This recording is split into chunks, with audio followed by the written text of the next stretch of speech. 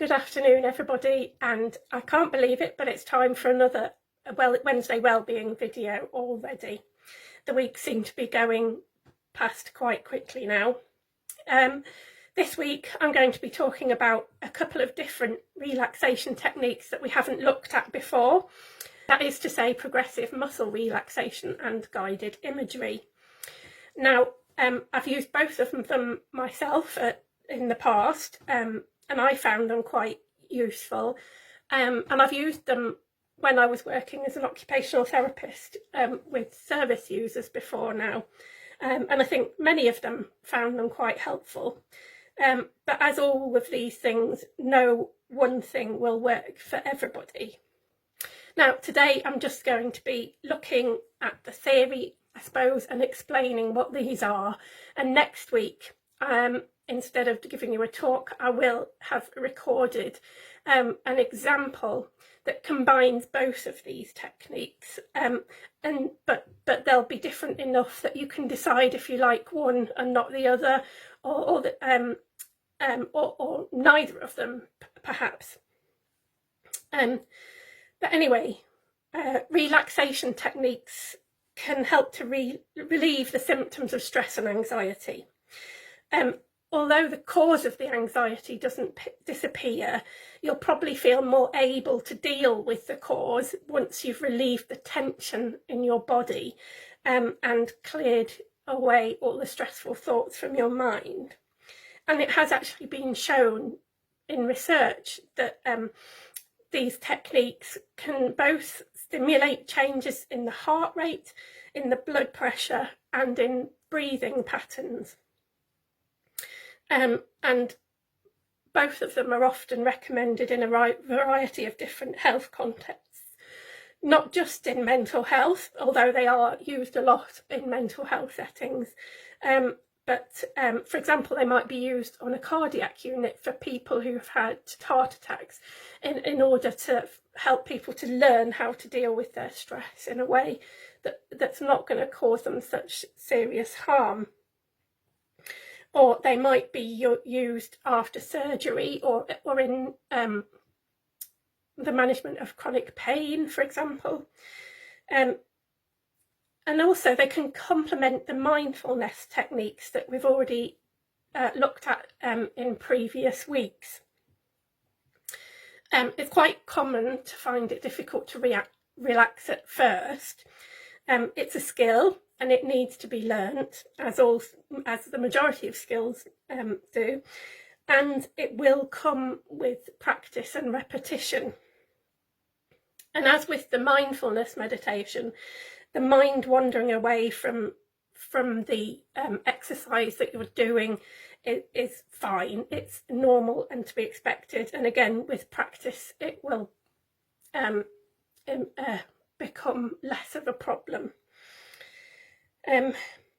You can experiment with incorporating music into the relaxation, or nature sounds, or maybe just doing it in silence, with just the words being used, and you will intuitively feel which is most helpful or which distracts you from relaxing.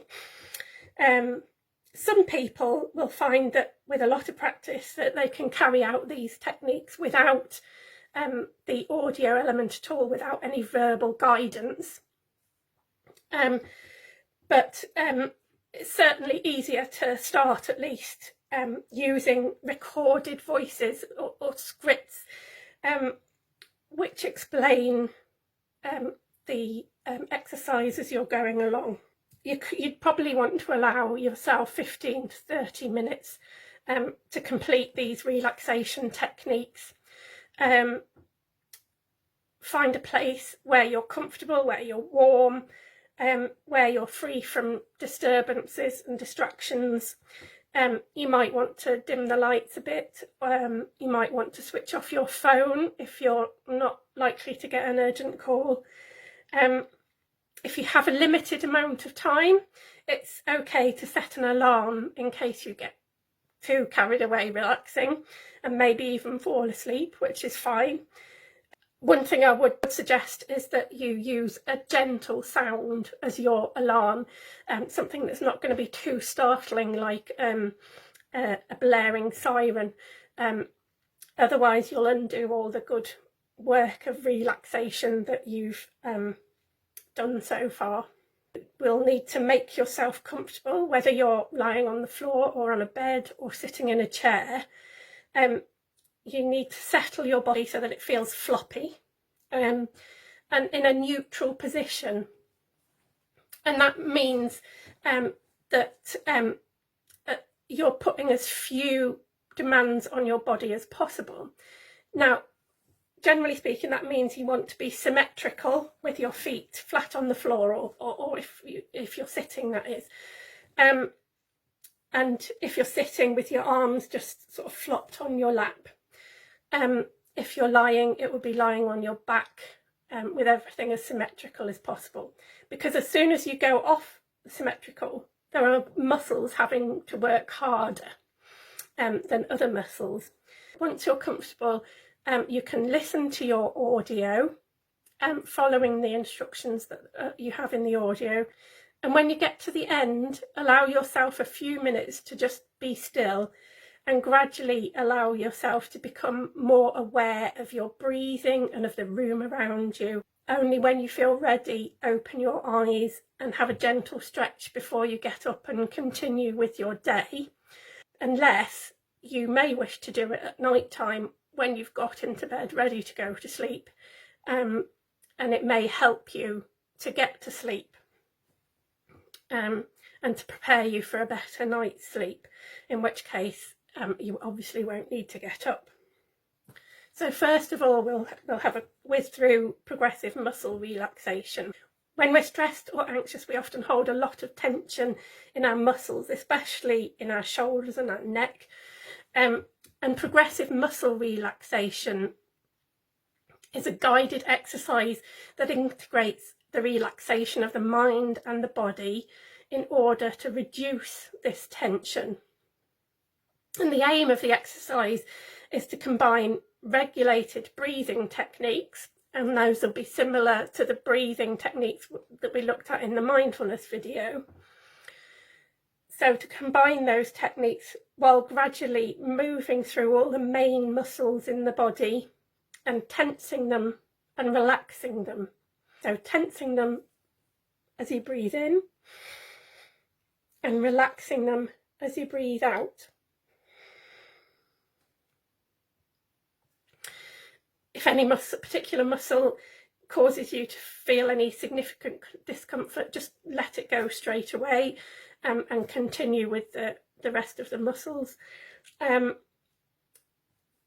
you get more practice, you'll learn to be more aware of the tension in all the different muscles and what it feels like, which will then prompt you, when you notice it, to consciously relax them. But just to be aware, if you have a medical condition, particularly a condition relating to the musculoskeletal system, that is to say the bones or the muscles, you might want to discuss this with your doctor or physiotherapist before you try this technique. But once you've mastered it, you'll be able to use it without the audio, and you'll be able to use it as you go about your daily life. For example, if you're sitting at your desk at work, or if you're standing in a supermarket queue at the checkout. And next on to guided imagery. So with guided imagery, you're utilising all of the senses. But in this instance, you're using the vision, taste, sound, smell and touch to build images in the mind, and you're imagining the things that you will sense with these senses. So you're building images in your mind that your body will feel as real as actual events, potentially. Sometimes it can be confused with hypnosis or hypnotherapy, but with them you'd be working with a therapist usually, and the therapist introduces suggestions to help enter the subconscious mind, which is not what we're doing with guided imagery. Here, we're just using the sole power of your own imagination. So the idea is to get into a deeply relaxed state and envision with great detail, relating to all of the senses, a relaxing scene. And this scene may be something in the natural world, like a beautiful waterfall or a cool, dense forest where you're taking a calming walk. But it will be in your imagination.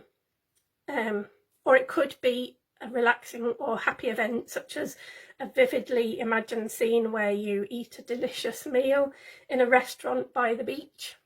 You can probably start to see where the similarities with mindfulness come in. It's like doing a mindfulness activity with an imagined environment or an imagined scenario. And like with the muscle relaxation, the more you do it, the more natural and the more easy it becomes to do. If you are somebody who experiences hallucinations or psychosis, you may want to discuss with your doctor or psychologist or nurse whether it would be better to use a different relaxation to this one, or whether this one is appropriate. There are some guided imagery exercises out there which are rather more surreal, with things like rainbows bursting out of your head and things like that, which would definitely be best avoided in these circumstances. And I myself find this sort much harder to connect with and don't tend to find them as beneficial.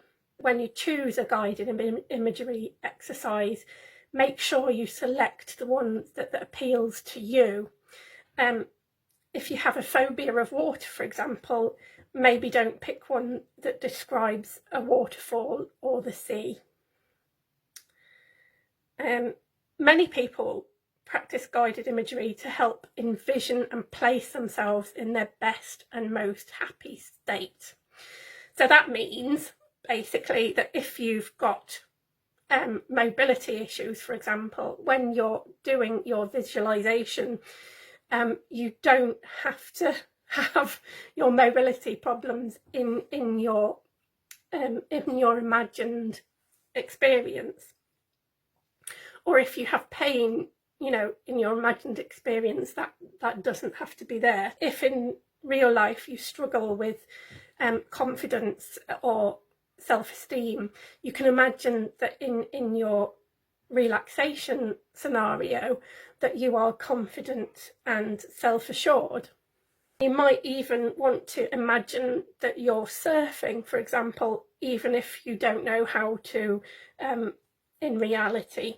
As I said, I will combine these two techniques together to produce a relaxation video for next week, with none of me talking and explaining theory or anything like that. It will just go straight into the relaxation exercise. And as I say, I'll be using both methods in that one, and sometimes it can be beneficial to roll both of them into one. If you find it difficult to settle your body down for a guided imagery exercise, you may wish to release the tension in all your muscles by doing some progressive muscle relaxation first, so that your mind isn't distracted by twitching or fidgeting muscles. As always, if you're interested in this subject, I will put some links in the comments section that will explain it a bit more deeply, and I'll put some links to some exercises that other people have done so that you can give them a go over the coming week if you want to. But if you have any other areas of interest, as always, do let me know. These videos are for your benefit, and if you have particular areas of interest relating to well-being, then we would like to cover those subjects. That's it for this week. I'll be back next week with a relaxation video for you to try out. Bye bye for now.